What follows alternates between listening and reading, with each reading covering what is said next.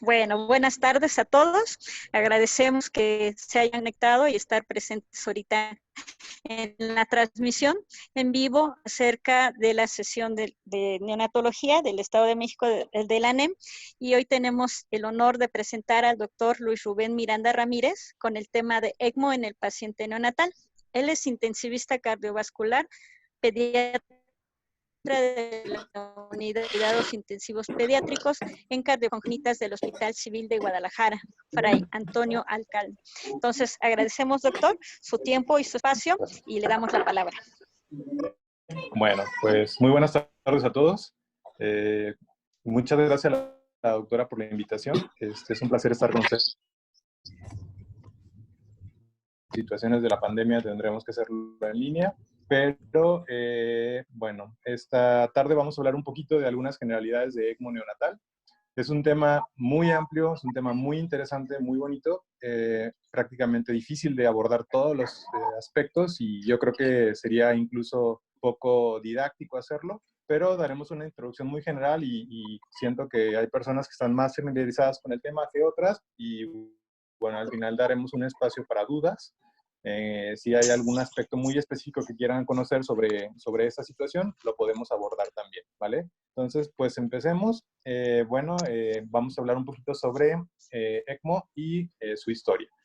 No tengo conflictos de intereses, yo soy intensivista cardiovascular pediatra del Hospital Civil Fray Antonio Alcalde. Estamos iniciando un programa de terapia intensiva cardiovascular pediátrica en este hospital, tratando de empezar a ofrecer un servicio más especializado a los pacientes que padecen cardiopatías congénitas. Y bueno, precisamente hace un año empezamos en este hospital la parte pediátrica de lo que es el ECMO, ¿no? Tuvimos la oportunidad de empezar, pues algo histórico realmente. Aquí en la ciudad de Guadalajara no habíamos tenido nunca un paciente en ECMO y se conectó el primer paciente en ECMO aproximadamente hace un año, con muy buenos resultados. Yo aparte de eso trabajo en una empresa en el Hospital Puerta de Hierro y en ese hospital y en el Hospital San Javier, que son centros autorizados de la ELSO. Pero ya le empezó tenemos... él. Nada más que... A ver, ¿no abrió? Ya se calentó. Ah, ok. Nada más que en ese hospital, bueno, estos dos hospitales, ELSO, ya registrado, y ahí es donde hemos estado trabajando con ese tipo de pacientes. Bueno, un poco de historia vamos a ver los tipos de soporte extracorpóreo que existen, cómo funciona este tipo de soporte, qué tipo de sobrevida tenemos en el soporte y cuáles son a modo general las indicaciones y contraindicaciones. Ya ahondaremos un poquito más durante la plática y bueno, sabremos que hay casos en que se puede ser más flexible con este tipo de indicaciones y contraindicaciones, perdón. Y finalmente, pues, hablaremos sobre cómo estamos ahorita en esta situación, ¿vale? Un poco de historia, entonces. Bueno, primero que nada, todo comenzó con una máquina que empezó a desarrollar el doctor John Gibbon a partir de más o menos 1953. Todo comenzó porque, bueno, los doctores dijeron un día, tenían una paciente con una tromboembolia pulmonar que se les murió, y dijeron, bueno, si el problema en el pulmón está realmente en que no se puede oxigenar la sangre porque hay una obstrucción al vaciamiento del pulmonar y no llega la sangre a los pulmones a oxigenarse, tal vez podríamos salvar a este tipo de pacientes si nosotros puenteáramos la circulación, en este caso la pulmonar, ¿no? O sea, si utilizáramos una máquina que fuera capaz de fungir o de hacer la función del pulmón o del corazón, podríamos salvar a este tipo de pacientes. Entonces se vieron ante la problemática posteriormente de que necesitaban pues precisamente un dispositivo que pudiera tomar el oxígeno o el aire o la mezcla de gases y hacer que llegara a la circulación del paciente, ¿no? Empezaron a generar oxigenadores. Los primeros oxigenadores fueron oxigenadores de burbuja. Por ahí de 1955, el doctor Walton Dilleri empezó con el desarrollo del oxigenador de burbuja en la Universidad de Minnesota y posteriormente fueron viendo pues que había algunas situaciones que observaban que no eran favorables y fueron desarrollando más tecnología. Crearon una membrana de silicón que le llamaron como el pulmón o el pulmón artificial, y esto fue a través de la Universidad de Iowa. Posteriormente, ya en 1972, se utilizó la primer máquina de circulación extracorpórea para un paciente con falla respiratoria. Y en 1975 se utilizó con éxito el ECMO ya directamente en un neonato, gracias al doctor Robert Bartlett, que es el padre del ECMO, ¿no? Es la persona que consideramos como el padre del ECMO. Y conforme, bueno, fue avanzando la tecnología, el tiempo, etc., se fueron creando diferentes materiales, diferentes membranas, fuimos dándonos cuenta de las diferentes complicaciones que tenían los pacientes y se fueron ideando nuevas alternativas para tratar de subsanar estas complicaciones. Actualmente, realmente, el establecer una terapia con circulación extracorpórea es algo no tan imposible de hacer. Las máquinas son mucho más amigables que lo que teníamos anteriormente. Si se observa en las imágenes que tenemos, para la comparación de 1972, prácticamente todo el cuarto está lleno entre lo que es el oxigenador de burbuja, los aditamentos que tiene el paciente, y actualmente tenemos máquinas que podemos cargar con una mano, ¿no? Que podemos llevar en un avión, que podemos trasladar a un paciente de manera muy sencilla, de manera muy segura, y que finalmente brinda todas las necesidades que tenemos, desde calefacción, oxigenación, ventilación, gasto cardíaco si es necesario. Esta es la primer paciente que sobrevivió en ECMO. Su nombre es Esperanza. Es una paciente que fue hija de un migrante. Ella nació en 1975 y era una niña que nació con síndrome de aspiración de meconio. Entonces, la mamá cruzó la frontera, llega al hospital, queda a cargo del doctor Robert Bartlett y pues la mamá se va, ¿no? Se va porque le comentan que la niña estaba muy grave y que eran pocas las posibilidades de sobrevida y ya la abandona, ¿no? Entonces se decide que esta niña, que de hecho era una niña mexicana, se conectara a ese tipo de circuito y entonces pues Esperanza ahora es una mujer adulta y siempre que son las conferencias anuales de la ELSO, Esperanza va con el doctor Robert Bartlett porque pues ella fue la que empezó. Esta es uno de los esfuerzos que ha hecho la ELSO. La ELSO es una institución internacional, una sociedad o asociación que se encarga de llevar al registro y tratar de generar algunos parámetros más homogéneos sobre el manejo de los pacientes en circulación extracorpórea. Tenemos ya 30 años de la ELSO. Cuando se hizo esta conferencia, si se fijan, pues bueno, aquí tenemos en el centro a Esperanza como prácticamente, ya ¿no? O la primer paciente exitosamente conectada, y toda la rama de situaciones que nos vino a generar posteriormente, ¿no? Y la serie de oportunidades en el manejo de los pacientes críticamente enfermos. Actualmente existen muchísimos centros ELSO en el mundo. No todas las personas que practican ECMO o que hacen circulación extracorpórea están adjuntos a la ELSO. Se sugiere que así sea porque finalmente la información que nos brinda el hecho de tener muchos centros y muchos pacientes nos sirve a todos para corregir los errores que podamos tener en el manejo de estos pacientes. Actualmente les hice solamente un abstracto pequeño de lo que es la parte neonatal, por obvias razones.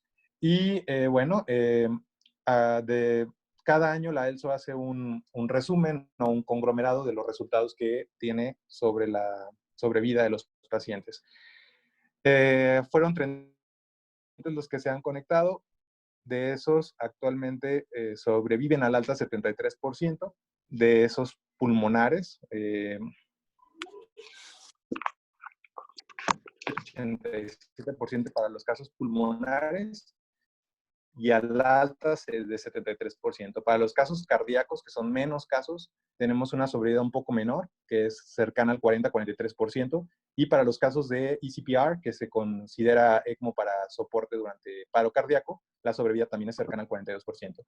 Yo sé que algunos no tienen idea, pero ahorita conforme vayamos viendo la plática, vamos a ir sabiendo más qué quiere decir toda esta situación, ¿no?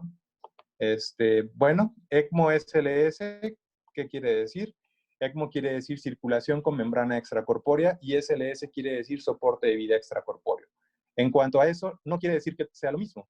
Tenemos diferentes tipos de soporte de vida extracorpóreo, pero solamente estos dos se consideran ECMO, ¿no? Aquellos que realmente influyen sobre la oxigenación del paciente.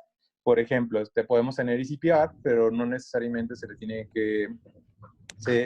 podemos tener un ECMO híbrido, podemos tener un soporte ventricular a largo plazo, y son formas de soporte de vida extracorpóreo que no necesariamente la parte core, la parte central, sea la oxigenación y la ventilación. Dentro de los tipos de ECMO que podemos tener, tenemos dos principales, aunque se pueden hacer combinaciones de esos mismos. pero de manera global vamos a tener el ECMO veno-venoso y el ECMO veno-arterial. ¿Qué quiere decir eso? Bueno, el ECMO, primero que nada, es una máquina que funciona con una centrífuga, una bomba centrífuga. Anteriormente eran bombas de rodillo y esa bomba centrífuga saca la sangre desde un acceso venoso y posteriormente se presuriza y se atraviesa a un oxigenador donde se realiza el intercambio gaseoso y es retornada al paciente, en este caso a través de una cánula doble lumen, a el mismo acceso venoso. En este caso, el ECMO veno-venoso está diseñado solamente para brindar soporte respiratorio. Esto es, cuando el pulmón no funciona, el ECMO veno-venoso nos va a brindar oxigenación y ventilación. No está diseñado para dar un soporte cardiovascular, sin embargo, brinda un soporte cardiovascular debido a diferentes patologías. Como un ejemplo, en el caso de los niños que tienen hipertensión pulmonar persistente al nacido o que tienen presión predominantemente hipóxica pulmonar. Entonces, cuando nosotros sacamos la sangre de la vena cava superior y de la vena cava inferior, la llevamos al oxigenador, le barremos el CO2 y le agregamos oxígeno, esa sangre va a retornar directamente a través de la cánula, dirigida hacia la válvula tricúspide y finalmente hacia el ventrículo derecho y la arteria pulmonar, haciendo que el flujo de sangre oxigenada y baja en CO2 llegue directamente a la vasculatura pulmonar, vasodilate la vasculatura pulmonar y nos ayude a resolver ese tipo de patologías cuando la ventilación convencional, la ventilación de alta frecuencia, otras alternativas de vasodilatación pulmonar no pueden ofrecernos un resultado satisfactorio. Entonces, la intención del ECMO principalmente es que se utilice cuando el paciente no es capaz de subsistir con el soporte que nos puede dar la medicina tradicional, ¿no? O sea, que ya tenemos el ventilador a tope, que nuestro paciente sigue teniendo datos de falla derecha por la hipertensión pulmonar, que nuestro paciente está totalmente desaturado y no responde a las maniobras habituales, entonces es momento de utilizar la circulación de membrana extracorpórea. También se puede utilizar antes de eso, como manera profiláctica, por ejemplo, en un paciente que necesita una intervención de la vía aérea, una plastia bronquial, una situación en la cual va a estar sometido a una disfunción del sistema respiratorio, se puede canular previamente y se le da el soporte ventilatorio y de oxigenación para que pueda subsistir a esta cirugía sin los efectos deleterios de la hipoxia, ¿vale? Entonces, este tipo de configuración que les puse aquí se llama ECMO veno-venoso. En este caso es una cánula doble lumen. En un momento más les voy a enseñar un video de cómo funciona una cánula doble lumen. Desafortunadamente en el país todavía no las tenemos y hacemos ECMO veno-arterial, inclusive en los neonatos, ¿no? Entonces, esta es la configuración de una cánula doble lumen. Si se fijan, la cánula se introduce a través de la vena yugular derecha, en este caso, y se coloca en la unión cavoatrial de la vena cava superior, la vena cava inferior y el atrio derecho. Entonces, aquí les puse una radiografía. La cánula para doble lumen tiene dos ranuras, bueno, tres ranuras en realidad. Una ranura que se aloja en la vena cava superior, una ranura que se aloja o se posiciona a nivel del atrio derecho y que debe de estar siempre dirigida hacia la válvula tricúspide, ¿no? Es un orificio único y ese orificio se debe verificar con el eco que eyecte totalmente la sangre hacia la arteria pulmonar. Iremos viendo conforme pase el tiempo, bueno, las ventajas y desventajas de este tipo de canulación.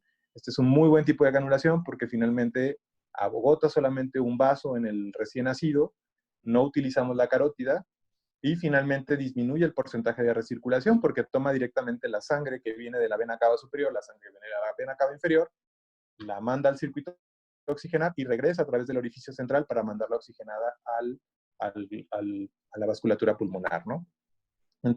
Entonces, normalmente cuando hacemos una canulación de veno-venoso, de ECMO veno-venoso en un paciente más grande o en un paciente adulto y no tenemos disponibilidad de una cánula doble lumen, que sería como la de acá que les expliqué, utilizamos dos cánulas. Entonces se coloca una cánula, la cánula de extracción, que es esta que está aquí abajo, va a sacar la sangre de la vena cava inferior, se la va a llevar al circuito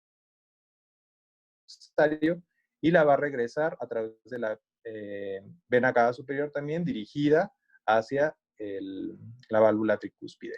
Es muy importante que la distancia entre estas dos cánulas, cuando hacemos una canulación con dos catéteres, sea suficiente, porque si no es así, vamos a tener recirculación. ¿Qué quiere decir recirculación? Quiere decir que la sangre que regresemos oxigenada se va a volver a ir a través del circuito y vamos a tener una circulación como en paralelo, no sé si me doy a entender.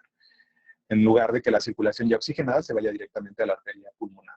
Este es un ejemplo de un paciente que está canulado con una cánula doble lumen. Si se fijan, el pulmón está totalmente inhabilitado, sigue con ventilación, tiene una sonda pleural de nervo, y aquí se observa cómo queda la cánula colocada. La cánula doble lumen o, la cánula, o las dos cánulas que se colocan, en el caso de hacer un recién nacido, por ejemplo, se tiene que hacer una vena arterial utilizando las. Entonces es muy, muy, muy importante que cuando coloquemos esta cánula nos apoyemos de fluoroscopía. Existen ya algunos centros que utilizan el eco para canular. De hecho, en nuestro centro nosotros utilizamos eco transesofágico, en los pacientes más grandes para poder verificar la posición de la cánula y también saber que el flujo de sangre que estamos obteniendo esté dirigido hacia donde queremos. Aquí les puse un pequeño video para demostrarles cómo es la cánula doble lumen. Tiene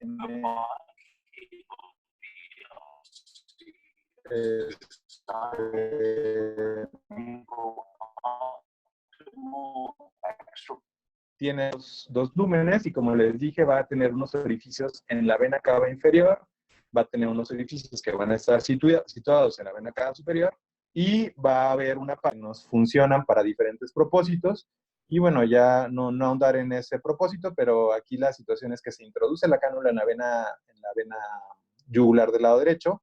En los pacientes grandes, incluso esto se puede ser guiado por eco. Localizamos el vaso, se mide el vaso y en base a ese calibre del vaso se decide qué tipo de cánula se va a utilizar. Otro de los criterios muy importantes para elegir la cánula que vamos a usar es el tamaño o la cantidad de flujo que va a necesitar nuestro paciente. Depende del tipo de soporte que se le va a dar, depende de la patología que tenga nuestro paciente, tendremos que definir el tipo de soporte que va a requerir.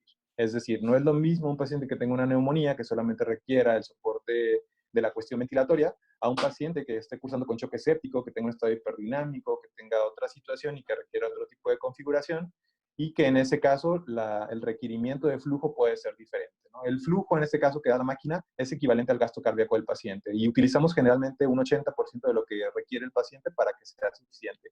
Vemos aquí en el video perfectamente cómo se extrae la cánula de las dos venas cavas, se va al oxigenador y regresa eyectada hacia la tricúspide y brinda un flujo gigante de sangre oxigenada a la arteria pulmonar. Inicialmente había configuraciones en las que hacían esta extracción en la vena cava, en la yugular derecha, llegando a la vena cava superior, y la cánula de retorno la ponían abajo, ¿no? Y bueno, perdían toda esta situación de mejoría en la función miocárdica. Otro de los factores que influyen de manera muy importante en la mejoría de la función miocárdica es que una vez que la sangre oxigenada pasa a través de la vasculatura pulmonar, con un pulmón que está inhabilitado, que no funciona, que no está haciendo una adecuada homeostasis, una hematosis, una adecuada hematosis, es que cuando regresa la sangre oxigenada al atrio izquierdo, esa sangre oxigenada también va al ventrículo izquierdo y también irriga las coronarias con sangre oxigenada. Por lo tanto, el simple hecho de conectar a un paciente a ECMO veno-venoso le va a brindar a la circulación coronaria sangre ricamente oxigenada y va a mejorar, por ende, la función miocárdica. Entonces, tenemos varios efectos sobre la situación cardiológica, que es disminución de las resistencias vasculares pulmonares por el aporte de oxígeno o de sangre oxigenada directamente a la vasculatura pulmonar, eh, de disminución o mejoría más bien del aporte de oxígeno a nivel de la circulación coronaria y finalmente pues estaremos nutriendo al cuerpo, dando el aporte suficiente de oxígeno que requiere para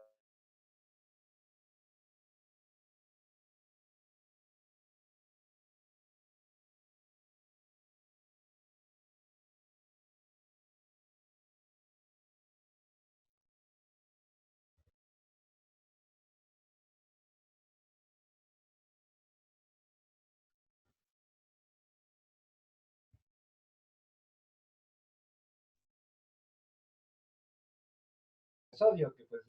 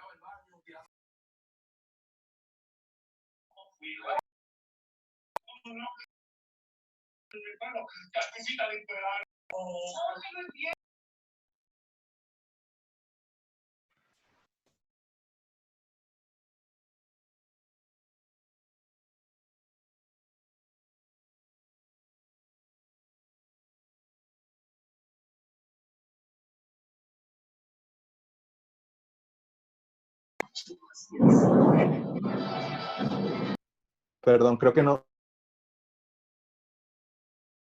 se escuchaba. Bueno, bueno. Sí, bueno, ¿se escucha? Se escucha mejor. Sí, sí se escucha. Ok, va, perdón, ¿eh? Lo anterior se escuchó, ¿verdad? No, casi no. Casi al final del video ya no se escuchó. Entonces voy a regresar un poquito nada más para estar seguro, ¿sale? Es que Entonces, había muchos micrófonos abiertos. ok. Bueno, entonces vamos a quedarnos en esta parte que ya vimos cómo funciona la cánula doble lumen.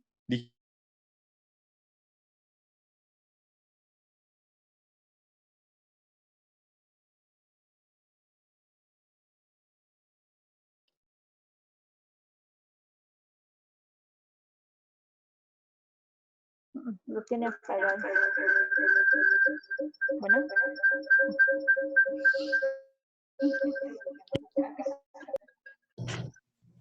¿Me pueden apoyar a silenciar los micrófonos que están extra? Sería genial. Una vez que la sangre ya está oxigenada y presurizada, nos brinda flujo y nos brinda presión para que tengamos perfusión en el cuerpo, ¿no? Tuvimos el caso, por ejemplo, de una paciente adulta que estaba en paro cardíaco y durante la reanimación se coloca un aparato que se llama, nos ayuda con las compresiones, y mientras están dando las compresiones con el aparato, se canulan las venas femoral y se canula la arteria femoral y tenemos un estado de flujo en ese momento, ¿no? De haber estado en un estado de bajo flujo, pasamos a un estado de un flujo alto, ¿no? Entonces, de hecho, ya en muchos centros, incluido Dallas, por ejemplo, tienen ya los ECMOs purgados al lado de la cama del paciente, cae el paciente en paro, incluso el neonato, y se canula en ese momento, ¿no? Muchos de los centros se van haciendo cada vez más expertos en la canulación de los pacientes en periodos de urgencia y eso mejora los resultados que tienen, sobre todo en el ECMO en paro cardíaco, ¿no? Sin embargo, bueno, como todo, tiene que ir mejorando conforme vaya evolucionando esta situación. En el caso de la canulación, les decía que en este caso está canulado dependiendo de la patología del paciente. La mayoría de pacientes que no tienen malformaciones en los vasos sanguíneos, pues se canulan de manera habitual. Esto es, la cánula arterial se pone en la aorta para que el flujo vaya después de esa zona, ¿no? Y garantice la circulación de la cabeza, la perfusión de la cabeza y de todo el organismo, y a la vez disminuya la poscarga del ventrículo izquierdo de cierta forma. Y la extracción, pues igual se lleva a cabo a través de la vena cava superior, preferentemente en la unión cavo-atrial. Hay que estar verificando siempre que las cánulas estén en adecuada posición. ¿Qué diferencias hay? Hablando particularmente del neonato, que el neonato es un paciente muy peculiar por el tamaño de los vasos sanguíneos y porque no nos permite en ocasiones colocar una cánula doble lumen porque no hay disponibilidad, ¿no? Entonces, generalmente en los neonatos, a pesar de que sea una patología respiratoria, a pesar de que el soporte que se necesite sea respiratorio, se utiliza el ECMO venoarterial. Pero en los centros que ya tienen o ya está licitada por COFEPRIS, en este caso México, la cánula doble lumen, pues lo ideal sería usar una doble lumen para un veno venoso, ¿no? El veno venoso, pues la ventaja es que va a tener menos lesión por reperfusión, el riesgo de embolismo no existe prácticamente, o por lo menos embolismo a nivel del sistema nervioso central no existe, a menos que exista un defecto intraarterial o en algún sitio. Disminuye significativamente la poscarga del ventrículo derecho por la situación que dijimos de la vasodilatación pulmonar. Mantiene el flujo pulsátil nativo del corazón, porque no se está metiendo para nada con la circulación del lado izquierdo. Va a ser un destete mucho más fácil y mucho más seguro. Prácticamente es ir bajando el soporte de aporte de FiO2 del aparato e ir viendo o retando cuando el pulmón ya esté listo. Y una vez que está listo, se utiliza algo que se llama puente, que ya platicaremos un poquito más adelante, pero es una situación que nos permite hacer una especie de clampaje o de stand-by en el ECMO y verificar cómo está el paciente sin que reciba el soporte extracorpóreo, simplemente ya sea con la ventilación mecánica o con su pulmón nativo, porque incluso los pacientes en ECMO pueden estar extubados. También va a ser mejoría en la perfusión coronaria por lo mismo que hayamos dicho. Sin embargo, pues bueno, vamos a tener algunas dificultades para canular, sobre todo los pacientes que sean muy pequeños, ¿no? El veno arterial, por otro lado, como son dos cánulas diferentes, pues bueno, vamos a tener una mayor facilidad al momento de canular por la dimensión de los vasos sanguíneos. Sin embargo, también tendremos influencia en el pronóstico neurológico a largo plazo de nuestros pacientes, porque yo creo que a todo el mundo nos gustaría tener dos carótidas para que nos irriguen el cerebro, ¿no? No les va mal, va bien, pero finalmente sí existe una diferencia a largo plazo en el desarrollo cognitivo entre los pacientes que reciben veno arterial y los que reciben veno arterial, veno venoso. El veno arterial, aparte de eso, muchos centros tienen que ligar la carótida una vez que se utiliza. Hay algunos que dejan una especie de jareta y que permite cerrar y reparar la carótida una vez que se retira el ECMO, pero son contados. Y finalmente lo que habíamos hablado, que de cierto modo incrementa la poscarga del ventrículo izquierdo y puede llegar a provocar aturdimiento cardíaco, y es una complicación que tenemos que estar listos para resolver y que puede implicar incluso la realización de una atrioseptectomía o septostomía si tenemos una situación permeable, como un foramen, y aparte, o como otra alternativa, colocar una cánula de aspiración de cavidades izquierdas, ¿no? O un drenaje para que nos apoye a desfogar la presión que se produce dentro del ventrículo izquierdo y que esto no comprometa la circulación coronaria que tiene. A grosso modo, esta es la máquina de circulación extracorpórea. Tiene un blender o un mezclador. Ese blender pues hace una mezcla de oxígeno y aire. Nosotros iremos decidiendo qué tanto necesita el paciente. Este tipo de pacientes, una vez que se canulan, no van a estar saturando 100%, no van a saturar 98%, van a saturar 80, 78%, pero eso sucede porque finalmente se suma al flujo del ECMO la circulación nativa del pulmón. Entonces, esa circulación nativa del pulmón o ese aporte del pulmón que no está funcionando del todo, va a hacer que la saturación baje. Y hay algunos otros factores que influyen, ¿no? Entonces, pasa el flujo de gas a través de una membrana. Esa membrana, por un lado, tiene la sangre del paciente y por el otro lado está la mezcla de gases. Y esta membrana va a permitir que salga el CO2 y que los eritrocitos tomen el oxígeno y la sangre tome el oxígeno necesario para poder brindarle sangre oxigenada a nuestro paciente. Hay diferentes configuraciones, diferentes circuitos, diferentes marcas de máquinas. Por ejemplo, existe una marca que se llama CardioHelp. Esa máquina ya trae integrada la centrífuga y el oxigenador, o sea, está muy compacto. Existen otro tipo de configuraciones, como la que viene en el póster promocional, en el que la bomba viene separada del oxigenador, ¿no? Son cuestiones prácticamente de diseño. Entonces, va a haber algunos factores que van a influir de manera directa en la oxigenación de la sangre. Entonces, número uno va a ser la sangre venosa que no va a pasar a través de la membrana. No del 100% de la sangre vamos a lograr que se vaya directamente a través de las cánulas. Va a haber cierto porcentaje de la sangre que se va a ir hacia, hacia la circulación sin pasar por el circuito de la máquina. La otra situación es el flujo de sangre del pulmón nativo. Ese flujo de sangre también nos va a influir en la saturación que vamos a tener. Y el aporte de oxígeno que nosotros vamos a lograr tener va a ser la suma del flujo del ECMO más la suma del flujo del pulmón nativo. Por lo tanto, como dijimos, va a estar saturando a nuestro paciente 80, 90% y con eso será más que suficiente, porque con eso se le brinda un aporte suficiente de aporte y consumo que se necesita, ¿no? Y podemos utilizar algunas alternativas también para poder subir el aporte, como incrementar la hemoglobina, o como tal, subir el flujo del ECMO. Es lo mismo que con el corazón, cuando hablamos de gasto cardíaco, ese gasto dependerá 100% del gasto cardíaco y también del contenido de oxígeno de la sangre, ¿no? Entonces, si podemos influir en el contenido de oxígeno de la sangre,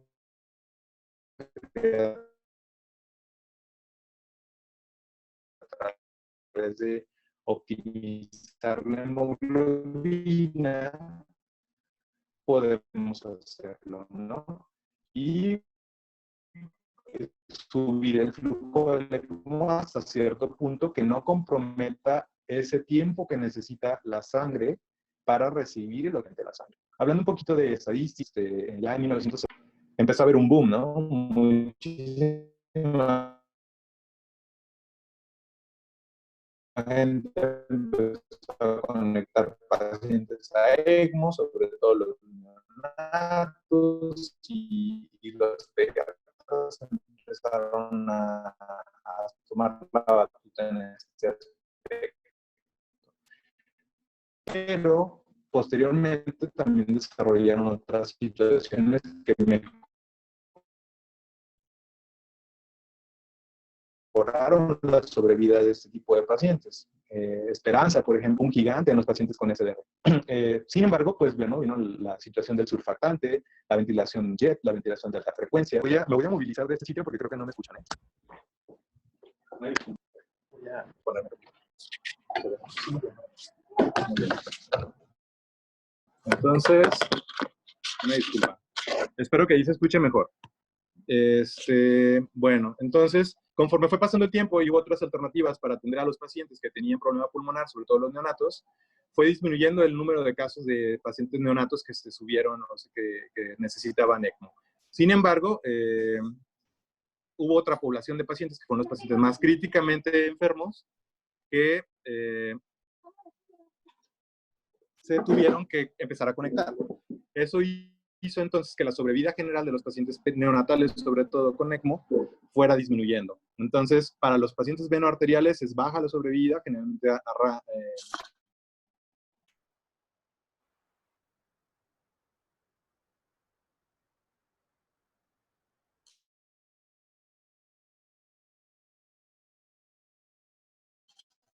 generalmente está alrededor.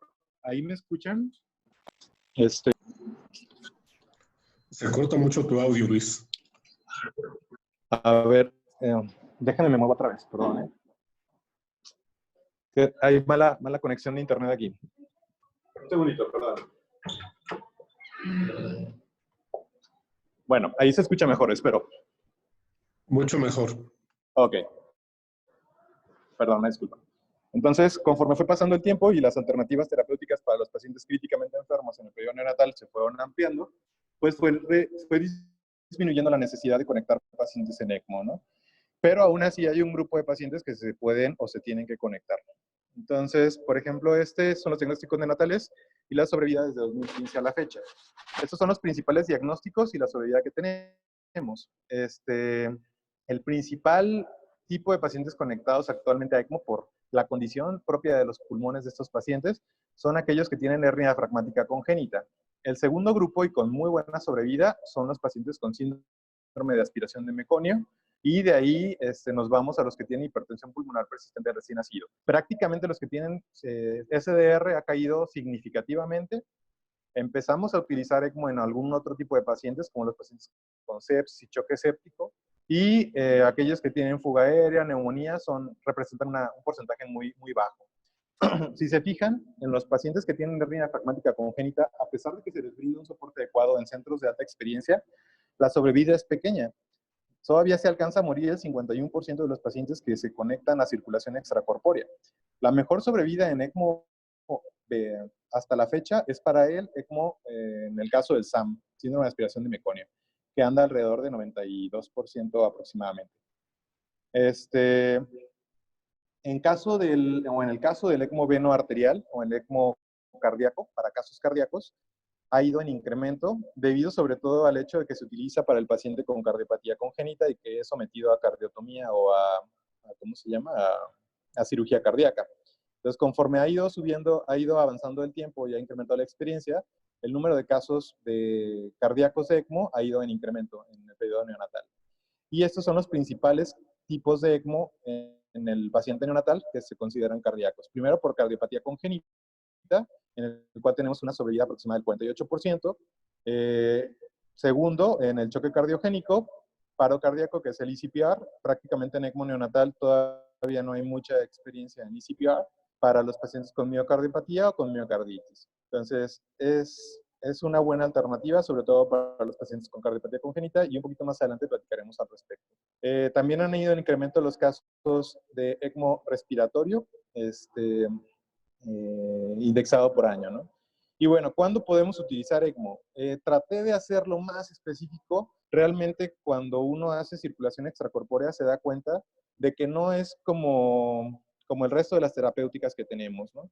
Entonces, existe un gran rango de indicaciones y contraindicaciones, y conforme vamos haciéndonos cada vez más expertos en el uso de esta terapéutica, vamos ampliando o vamos pasando de contraindicación absoluta a contraindicación relativa, ¿no? Entonces, los centros con mayor experiencia están metiendo pacientes incluso ya con patología crónica, ¿no? Incluso pacientes con displasia broncopulmonar, incluso pacientes más complicados, ¿no? Pero idealmente para los centros que estamos iniciando, se sugiere que sí nos apeguemos un poco a lo que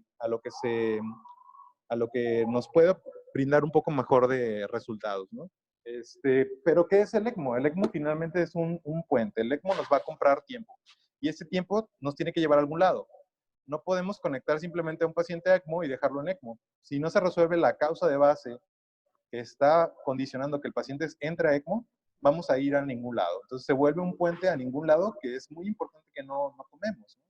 Hay veces que el paciente está en paro cardíaco, decimos, bueno, mira, conéctalo a ECMO en lo que averiguamos qué le hacemos, ¿no? Y nos da tiempo para tomar una decisión. En otras ocasiones nos da tiempo para la recuperación. Un paciente que operan de cardiopatía congénita, que hace un síndrome de bajo gasto cardíaco severo por un tiempo de coma prolongado, va a empezar a tener una disfunción miocárdica severa. Y entonces el ECMO garantizará la perfusión y la oxigenación, mientras el corazón se toma el tiempo de recuperarse, y podemos establecer medidas para optimizar la función del corazón y que eso nos lleve a la recuperación. Y yo sé que en neonatología es raro, pero en el mundo sí existe. Tendremos la alternativa incluso del trasplante, ¿no? Es prácticamente nulo, pues, pero podría ser una alternativa. La ELSO, que es la asociación o la organización que se encarga de llevar el registro de toda esta situación, en 2017 sacó las guías para el ECMO respiratorio en neonatos. Y si buscan, no van a encontrar unas guías para veno arterial que sean emitidas por la organización. Y esto es debido a la gran variedad de pacientes que se conectan y a la gran cantidad de criterios que tiene cada centro para conectar a sus pacientes. Y más adelante les voy a decir cuáles pueden ser, ¿no? Entonces, partiendo de eso, esta es lo que dice la guía. Dice, ¿quién se debe conectar a ECMO? Los neonatos prematuros, a término o postérmino, con problemas respiratorios graves, con insuficiencia cardíaca refractaria al manejo médico y con una alta probabilidad de mortalidad, se puede considerar para ECMO, ¿no? Esto es para ECMO respiratorio. Y uno de los parámetros que nos pone por ahí son 34 semanas de gestación, aunque hay centros que ya conectan pacientes de 32 y 30 semanas, y 2 kilos de peso, pero también hay centros que conectan pacientes de 1,5 kilos, ¿no? Y bueno, ¿cuáles son los criterios respiratorios un poquito más específicos y que también nos ayuda a saber cuándo podemos nosotros referir al paciente o pedir ayuda para que se conecte a este tipo de terapéutica? Bueno, va a haber unos criterios básicos, ¿no? O sea, no podemos tener una mala terapéutica ventilatoria, inotrópica o soporte cardiovascular inadecuado y pedir un ECMO, ¿no? O sea, necesitamos que el paciente tenga el soporte óptimo para que digamos, bueno, ya no respondió al soporte que está bien programado, ¿no? Entonces, lo principal, sobre todo en los ECMOs venovenosos, es tratar de proteger al pulmón. El pulmón tiene una capacidad increíble de regeneración. En los casos de adultos, incluso, en la conferencia anual de la ELSO del año pasado, presentaron el caso de pacientes que han estado conectados a ECMO durante más de un año y han tenido recuperación del parénquima pulmonar, ¿no? Entonces, solamente requiere tiempo. Entonces, se conecta al ECMO, pero se tiene que evitar a toda costa la lesión del pulmón.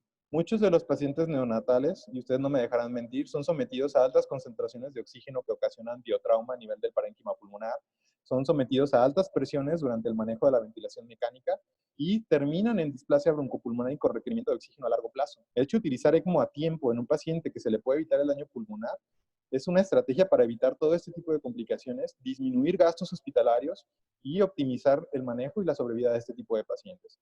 Entonces hay cierto tipo de metas para los neonatos y cierto tipo de metas también para los pediátricos, ¿no? Sabemos que salieron las recomendaciones de PALIC para el manejo del síndrome de distrés respiratorio agudo y que nos ponen ciertos límites a la hora de establecer terapéutica respiratoria sobre todo.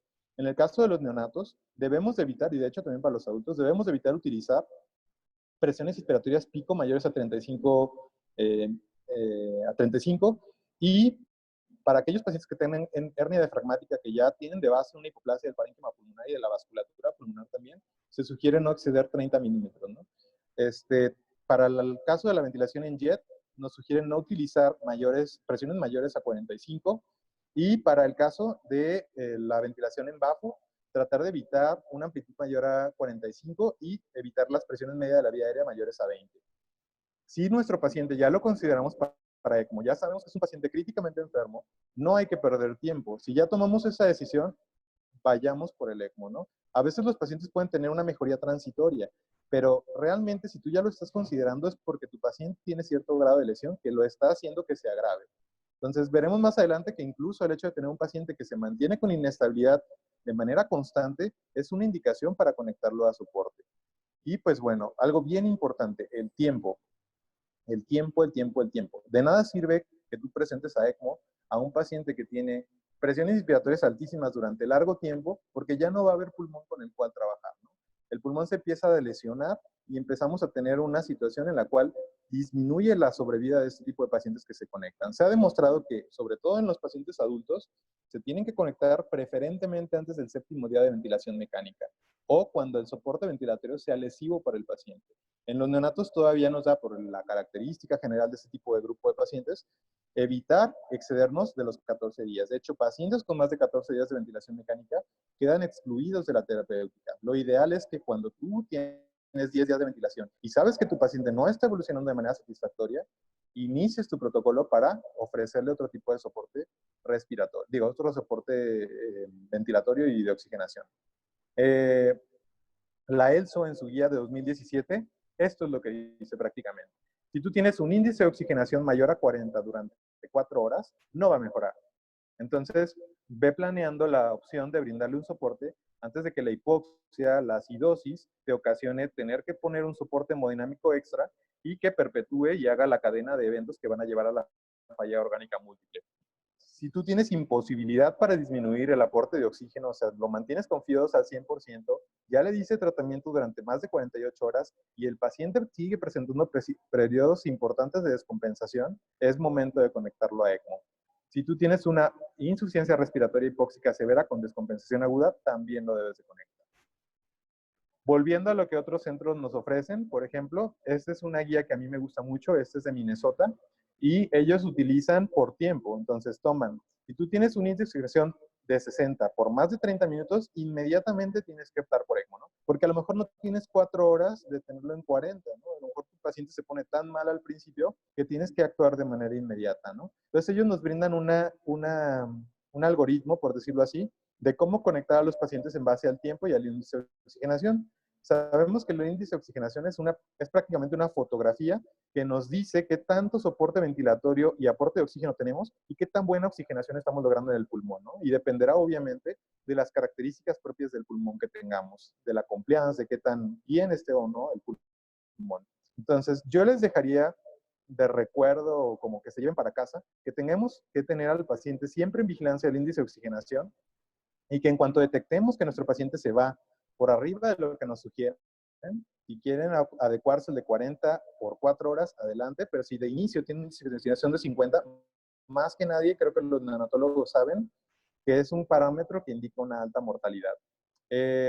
Para el caso de los pacientes con hernia diafragmática, por la situación del pulmón más pequeño, los parámetros se disminuyen de cierto grado y también nos disminuye las características en la ventilación. Si tú ya empiezas a necesitar en este tipo de pacientes presiones medias de la vía aérea por arriba de 15, la amplitud en bafo la necesitas por arriba de 45 o tienes un PIB mayor a 30, ese paciente muy probablemente vaya a necesitar ECMO. También existen otros criterios respiratorios, esto es, cuando la presión que estás ejerciendo sobre el sistema ventilatorio se está convirtiendo en una presión lesiva de acuerdo a los estudios ya publicados. Y prácticamente es lo que habíamos comentado, ¿no? Presión inspiratoria pico mayor de 35, para los pacientes sin hernia diafragmática congénita, una presión media de la vía aérea mayor de 20, que la amplitud en bajo sea mayor a 45, o que tengamos acidosis respiratoria de difícil control, ¿no? Que tengamos un pH menor a 7.1, algunas guías manejan 7.25, y que sea persistente a pesar de más de o durante 4 horas de soporte máximo.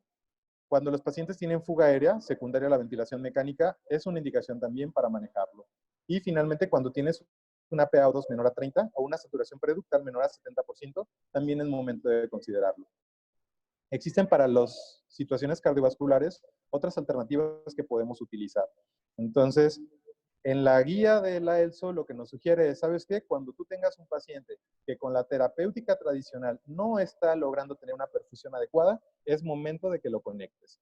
Si tú estás teniendo un síndrome de bajo gasto cardíaco posterior a una cirugía cardíaca y el paciente se empieza a comportar con hiperlactatemia, que no mejora a pesar del soporte inotrópico, a pesar de la reanimación hídrica, no mejora, va para otro lado, ¿no? O sea, no es momento de perder tiempo. Entonces, Minnesota utiliza un límite de 5 milimoles por litro y si el lactato se mantiene en 5 o mayor durante más de 4 horas, es momento de conectarlo. Y finalmente, pues bueno, sabemos que existen algunas valoraciones que nos pueden dar una idea de qué tan grave es la disfunción del corazón. Entre más aminas requiere un corazón, pues se entiende también que la disfunción cardíaca sea mayor. Y existen score inotrópico presor, existen varias alternativas. Este es uno que a mí me gusta mucho utilizar. Y este score lo que utiliza es las dosis de dopamina, dobutamina, epinefrina, norepinefrina, prácticamente todos los inotrópicos que podamos utilizar y nos brinda un valor base, ¿no? Generalmente sabemos por experiencias previas que los pacientes que tienen scores inotrópicos mayores a 20 son pacientes muy graves. Entonces, para ECMO lo consideran, por ejemplo, en este hospital, con scores inotrópicos mayores a 50 durante más de 1 hora o mayor a 45 durante más de 8 horas. Entonces, si tu suma de soporte inotrópico, en este caso sería sumar los microgramos kilo minuto de dobuta, dopa, y hacer un ajuste para la norepi y epinefrina, que tienen unas dosis un poco diferentes, y sumar también la mirrinona, te da un aporte total y con eso tú decides si ya estás en un soporte un poco lesivo para ese corazón. Otro de ellos es, pues bueno, finalmente la saturación venosa central. Sabemos que durante la vigilancia en ECMO es esencial tener un control directo sobre la saturación venosa central porque es lo que nos va a dar la información necesaria para saber cuándo se vuelve un metabolismo anaeróbico. Generalmente nosotros mantenemos un buen metabolismo cuando tenemos saturaciones o una entrega de oxígeno, una relación entre la saturación venosa central que nos permita generar una relación 4:1, 3:1, que nos permita generar un buen aporte de oxígeno sin comprometer el metabolismo, ¿no? Entonces, cuando la saturación es muy baja, implica que el consumo de oxígeno es muy elevado o que no estamos alcanzando un aporte suficiente, ¿no? Okay. Y otra de... ¿Perdón?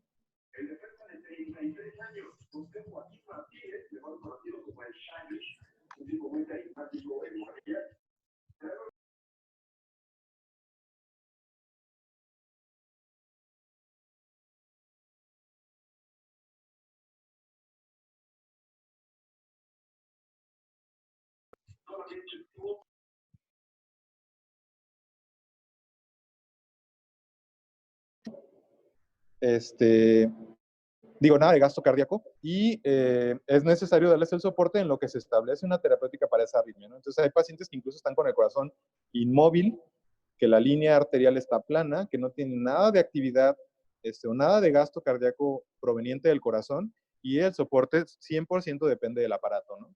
Y finalmente el ECMO en paro cardíaco, que ya lo habíamos hablado, ¿no?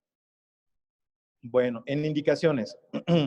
Les puse esto, pero realmente esto es algo muy subjetivo, pero son las principales patologías que utilizan en el ECMO neonatal, ¿no? Que sería el síndrome de hipertensión pulmonar persistente del recién nacido, el SDR neonatal, la neumonía y el choque séptico, el síndrome de aspiración de meconio, la hernia diafragmática congénita y el choque cardiogénico secundario a cardiopatía congénita descompensada. Y pues obviamente el síndrome de bajo gasto cardíaco post circulación extracorpórea, que es lo que ha estado tomando más auge, ¿no?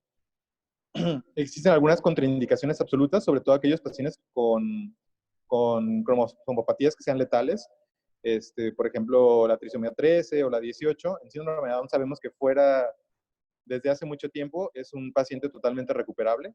Y bueno, aquellos pacientes que no tengan un buen pronóstico cerebral, ¿no? Para aquellos que tengan hemorragia intraventricular grado 3 o mayor, que finalmente es un sangrado y que vamos a someter a una anticoagulación que le puede incrementar el riesgo. Un sangrado que sea incontrolable previo a conectar también es un paciente que le va a ir mal. Y finalmente los pacientes muy pequeños o muy prematuros, de por sí, si no los conectamos a ECMO, ya tienen una alta incidencia de hemorragia intraventricular y de complicaciones a largo plazo. Entonces, hay que ser cauto a la hora de conectar a este tipo de pacientes y conforme los centros van adquiriendo experiencia, pueden conectar a este tipo de pacientes. Y finalmente, aquellos pacientes que estén conectados a ventilación mecánica por más de 15 días no son candidatos a ECMO, porque la sobrevida se baja muchísimo. Y pues finalmente, los pacientes con hernia diafragmática congénita es un tema totalmente aparte, pero vale la pena que si tienen un paciente así y tienen la duda, consulten para que puedan obtener una evaluación integral y saber si su paciente tiene o no oportunidades para salir del ECMO y si vale la pena o no ofrecerle la terapéutica, ¿no? Entonces, algunos de esos criterios, por ejemplo, es que tengamos una ausencia de respuesta inicial durante la resucitación inicial con una preductal mayor de 85 y que el CO2 esté mayor a 65, porque finalmente implica que el pulmón está demasiado hipoplásico y a pesar de que se le dé el soporte extracorpóreo, puede ser que no logremos generar un parénquima pulmonar suficiente que nos ayude a sacar adelante a nuestro paciente. ¿Y cómo saber qué porcentaje o qué posibilidad tiene nuestro paciente de sobrevivir? Bueno, en el año 2016, el doctor Robert Bartlett, con un grupo de investigadores, se encargó de realizar una escala que nos ayude a evaluar el riesgo de mortalidad de los pacientes que se someten a ECMO. Entonces, esa escala se llama NEO-Riskers y incluye diferentes parámetros, entre ellos el peso al nacimiento, la edad gestacional, la edad postnatal, el índice de Kirby o la relación PAFI y el pH. Nos hace también una diferencia entre sexos masculino y femenino, el tipo de diagnóstico principal por el cual lo vamos a conectar y si tiene alguna comorbilidad extra, si tiene falla renal antes del ECMO o si fue candidato a utilizar auxilio durante su reanimación previa. Esta escala la pueden consultar en este link. Simplemente entran a la página, le ponen así NEO literal y llenan los datos y les va a dar una valoración sobre qué tanta probabilidad de mortalidad llega a tener su paciente de acuerdo a toda la comorbilidad que tenga. Y existen obviamente escalas similares para los pacientes con hernia diafragmática congénita, ¿no? Bueno, otro de ellos, y es como mi tema favorito, es el uso de ECMO en cardiopatías congénitas. Pues nada, existen tres momentos en los que podemos utilizar el ECMO, ¿no? El paciente que llega con una descompensación hemodinámica tremenda por una cardiopatía que no está corregida todavía y que no se corrige con un soporte a base de prostaglandinas o a base de otro tipo de soporte y requiere una estabilización de todos sus sistemas, se puede conectar a ECMO para estabilizarlo, ¿no? Para que no entre a la cirugía con un lactato de 10 o con un lactato de 12, ¿no? Que nos metamos lo mejor posible para que le vaya también lo mejor posible. Durante la circulación extracorpórea, esto es, tuvimos un paciente que entró a la cirugía de corazón, fue una cirugía muy prolongada, se extendió el tiempo de bomba, una resección muy importante del miocardio, pues va a ser a lo mejor un síndrome de bajo gasto cardíaco muy importante, ¿no? Y a lo mejor incluso es tan importante que no puede salir de la bomba de circulación extracorpórea. En ese momento se deja canulado. Incluso la canulación varía. Ahí se deja regularmente con la canulación que tiene durante la cirugía cardíaca. Y ese tipo de pacientes egresan con esternón abierto o se les cierra con un cierto tipo de material o la piel para dejar las cánulas que salgan por fuera y se pueda manejar de esa forma. Y finalmente, durante el periodo de bajo gasto cardíaco, que si bien recordamos, sucede aproximadamente a las 6 u 8 horas después de la cirugía cardíaca. O sea, después de que se retira el soporte extracorpóreo, el paciente empieza a tener cierto tipo de complicaciones que incluyen hiperlactatemia, oligoanuria, acidosis metabólica, hipotensión, entre otras, y que en ese momento se debe tomar la decisión, ¿no? No tiene caso que tengas un paciente que está pidiendo y pidiendo y pidiendo inotrópicos y presores y le sigas dando porque simplemente lo que vas a hacer es incrementarle la poscarga al pobre ventrículo izquierdo, ocasionarle mayor disfunción ventricular izquierda y también pues falla de todos los órganos secundarios, ¿no? O sea, riñón, etc. Y finalmente, pues existe también en aquellos pacientes que tengan una falla circulatoria secundaria a cualquier otra causa, ¿no? Un choque cardiogénico, un choque distributivo, un choque obstructivo. Obviamente los pacientes con choque séptico pues es un reto muy, muy, muy, muy particular, pero son candidatos también a ese tipo de situaciones. Una de las personas que trabaja con nosotros conectó, por ejemplo, un chiquito, tenía la máquina ahí a la mano, cayó en paro y se conectó a ECMO veno arterial y súper bien, o sea, en 4 días el niño ya estaba en orden. Nosotros yo, por ejemplo, me formé en Ignacio Chávez y ahí teníamos la experiencia en los pacientes post circulación extracorpórea de establecer la terapéutica para manejo de síndrome de bajo gasto cardíaco y también utilizándolo durante la cirugía cardíaca, ¿no? ¿Cuáles son las contraindicaciones? Pues bueno, hablamos un poco más que nada de las edades y el peso, que no hay una alternativa terapéutica razonable para nuestro paciente. No todos los pacientes tienen que morir en ECMO. También es válido una muerte natural, pero sí podemos ofrecer cierto grado de ventajas a nuestro paciente. Esto es una sobrevida de 40, 50, incluso 70% en algunos casos. Vale la pena ofrecerla, ¿no? Cuando tengamos daño cerebral irreversible, pues bueno, ya no hay que recuperar. Y bueno, existen algunos factores de riesgo para que requiramos ECMO, sobre todo en los pacientes con cardiopatía congénita. Esto es, entre más pequeño esté el paciente, entre más joven sea, si está sometido a ventilación mecánica previo a la cirugía, tiene choque, la duración de la bomba de circulación extracorpórea, si tiene un esfuerzo inotrópico alto, presencia de arritmias severas, estos son factores que nos van a incrementar la necesidad de requerir ECMO. Este, por ejemplo, es un esquema de un ventrículo izquierdo hipoplásico que fue sometido a una colocación de una fístula de blaloctosin y está canulado, si se fijan, en la aorta a través de la carótida del lado derecho.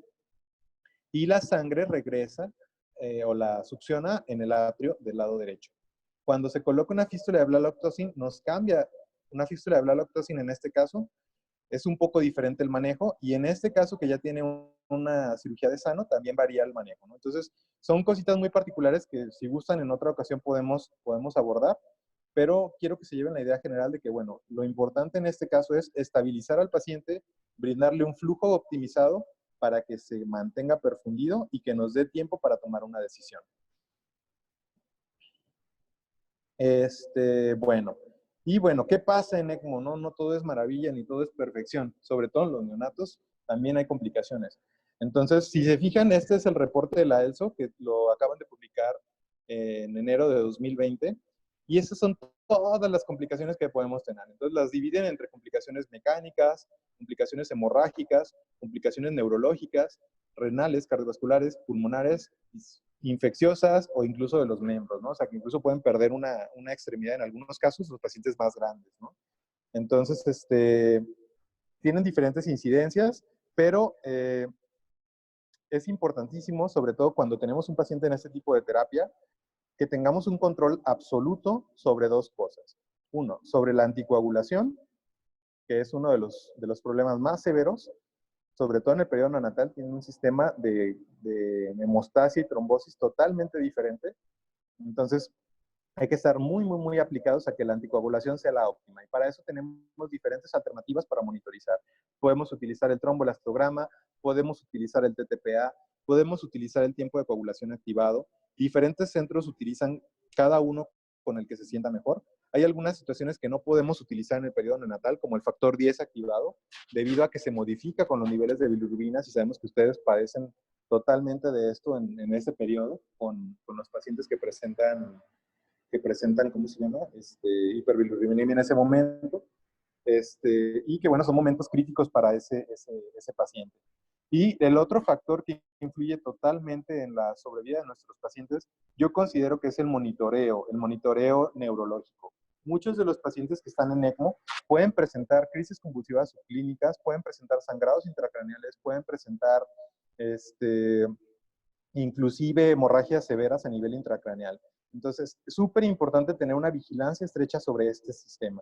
Verificar con monitoreo no invasivo, utilizando BIS, utilizando NIRS, utilizando electroencefalograma continuo, utilizando todas las alternativas que tenemos para vigilar cómo está la función neurológica y que eso nos permita detectar de manera oportuna las complicaciones. Incluso en algunos de aquellos pacientes que clínicamente nosotros no vemos la presencia de crisis convulsivas etc., cerca del 53% de ellos van a presentar alguna lesión pequeña en las resonancias magnéticas de control que se hacen.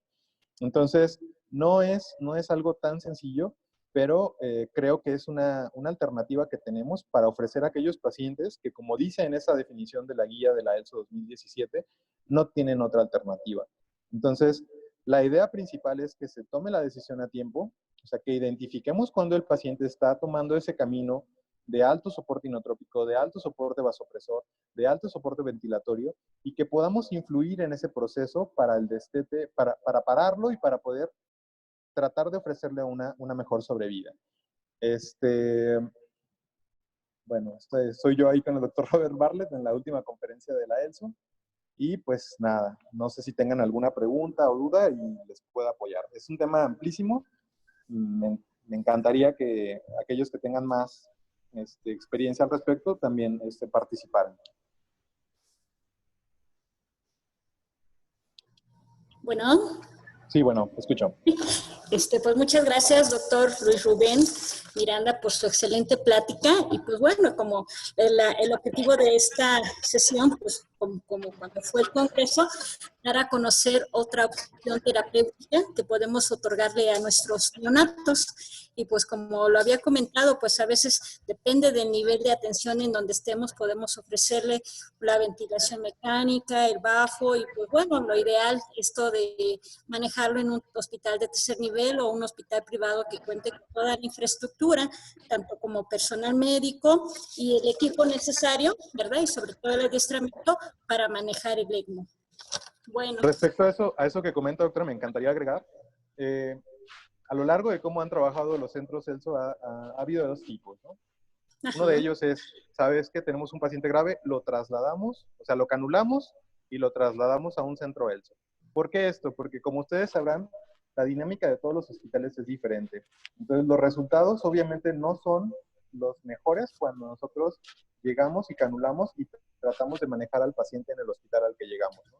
Es mejor crear un grupo de alta experiencia y de alta expertise para que podamos ofrecer los mejores resultados. Entonces, actualmente en el país, con el grupo que yo trabajo, que se llama ECMO SLS, tenemos 3 grupos o 3 centros ELSO. Está un centro ELSO en Chihuahua, tenemos 2 centros ELSO en la ciudad de Guadalajara, son 4, perdón. 2 centros ELSO en la ciudad de Guadalajara, que es en el Hospital San Javier y en el Hospital Puerta de Hierro, y tenemos otro centro ELSO en la Ciudad de México, que está en el Hospital Ángeles del Pedregal. Entonces, vale la pena que cuando tengan un paciente así, se canule y se refiera al centro ELSO para que se pueda atender en su totalidad, ¿vale? Sí, lo más importante, como ahora ya existe lo del transporte aéreo, podemos prepararlo y conectarnos en los centros que lo tengan disponible para apoyar a este bebé y darle otra oportunidad y sobre todo disminuir la mortalidad en lo que son algunas patologías que ya se mencionaron, las indicaciones que pueden ser un poco más rescatables los bebés, ¿no? Así es. Bueno, entonces, sobre todo esto, pues, esperemos, ojalá que se hayan completado, ¿verdad?, las expectativas de algunos, que en realidad a veces desconocemos o solamente lo hemos visto en los libros y en realidad pues hasta a este nivel, a esta altura de este siglo pues ya existe y pues bueno, ojalá y que algún día pues a nivel de sector salud nuestras autoridades vean la importancia en aplicarlo en los hospitales donde deben de ser, en donde nacen muchos bebés, ¿verdad? Y que los habíamos mencionado, de tercer nivel. Pues bueno, doctor, pues agradecemos su tiempo, ¿verdad? Y su espacio. Doctor Luis Rubén Miranda, le vamos a hacer llegar su constancia y un reconocimiento por parte de la Asociación de Neonatología del Estado de México, la ANEM, y agradecemos su ponencia. Excelente ponencia, y ha recibido muchos comentarios y agradecimientos acerca de ahorita su plática. Bueno, pues muchas gracias y nos vemos en la siguiente y hasta luego, ¿vale? Hasta luego. Gracias a todos. Bye. Gracias. Gracias.